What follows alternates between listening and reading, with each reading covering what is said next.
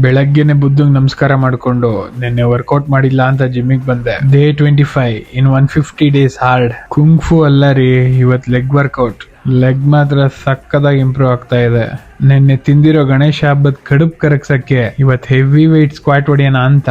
ಎಷ್ಟು ಹೆವಿ ಅಂದ್ರೆ ಬಾರಿಗೆ ಪ್ಲೇಟ್ ಇಡಿಸಬಾರ್ದು, ಅಷ್ಟು ಹೆವಿ. ನೋಡಿ, ಇದು ನನ್ನ 150 ಡೇಸ್ ಹಾರ್ಡ್ ಚಾಲೆಂಜ್ ಲಾಗ್. ನಾನು ಏನ್ ವರ್ಕೌಟ್ ಮಾಡ್ತಿದ್ದೀನಿ ಅದನ್ನ ನಾನು ತೋರಿಸ್ತೀನಿ. ನಾನ್ ಮಾಡೋದನ್ನ ನೀವು ಮಾಡಿ ಅಂತ ಹೇಳ್ತಾ ಇಲ್ಲ, ನಾನ್ ಎತ್ತು ವೆಯ್ಟ್ಸ್ ನೀವ್ ಎತ್ತಿ ಅಂತ ಹೇಳ್ತಾ ಇಲ್ಲ. ಮಾಡಿದ್ರೆ ನಿಮ್ಮಿಷ್ಟ, ಇಂಜುರಿ ಬರೋದು ಅದರಿಷ್ಟ.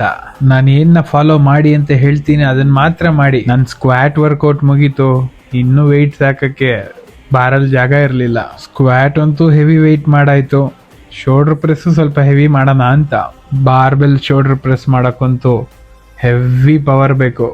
ನಿನ್ನೆ ವರ್ಕೌಟ್ ಮಾಡ್ದಲೆ ಬಾಡಿ ರೆಸ್ಟ್ ಅಲ್ಲಿ ಇದ್ದಿದ್ ರೀಸನ್ಗೆ ಲೆಗ್ಸ್ ಅಂಡ್ ಶೋಲ್ಡರ್ ಮಸಲ್ ಈಸಿಯಾಗಿ ಮುಗಿಸ್ಕೊಂಡೆ. ನೋಡಿ, ನೀವು ಎಷ್ಟೊತ್ತು ವರ್ಕೌಟ್ ಮಾಡ್ತಿರೋ, ಎಷ್ಟು ವೆಯ್ಟ್ ಹೊಡಿತೀರೋ ಅನ್ನೋದು ಎಷ್ಟು ಇಂಪಾರ್ಟೆಂಟ್ ಆಗುತ್ತೋ ಅದಕ್ಕಿಂತ ಮುಖ್ಯವಾಗಿರೋದು ನೀವು ಬಾಡಿ ಕರೆಕ್ಟಾಗಿ ನ್ಯೂಟ್ರಿಷನ್ ಫುಡ್ ಕೊಡ್ತಾ ಇದ್ದೀರೋ ಇಲ್ವೋ ಅಂತ. ಇಷ್ಟು ದಿನ ಬಾಡಿಲಿ ಎಲ್ಲಾ ಮಸಲ್ಗೂ ವರ್ಕೌಟ್ ಕೊಡ್ತಾ ಇದ್ದೆ. ಅಬ್ಡಮಿನಲ್ ಒಂದು ಬಾಕಿ ಉಳಿದಿತ್ತು. ನನ್ಗಂತೂ ಆಪ್ಸ್ ವರ್ಕೌಟ್ ಸಡನ್ ಆಗಿ ಟೇಕಪ್ ತಗೊಳಕ್ಕಾಗಲ್ಲ, ಆರಾಮಾಗಿ ಇಂಪ್ರೂವ್ ಮಾಡ್ಕೊತೀನಿ. ಆಪ್ಸ್ ವರ್ಕೌಟ್ ಮಾಡಿದಾಗ ಓಟ್ಸ್ ಮಿಲ್ ತಿನ್ನಕ್ಕೆ ಕಂಫರ್ಟಬಲ್ ಫೀಲ್ ಆಗುತ್ತೆ. ಓಕೆ ಮೈ ಕಿಂಗ್ಸ್, ನಿಮ್ ಸಪೋರ್ಟ್ ಇದ್ರೇನೆ ನಾನು ಮುಂದೆ ಬರಕ್ ಸಾಧ್ಯ. Raise your Kings man.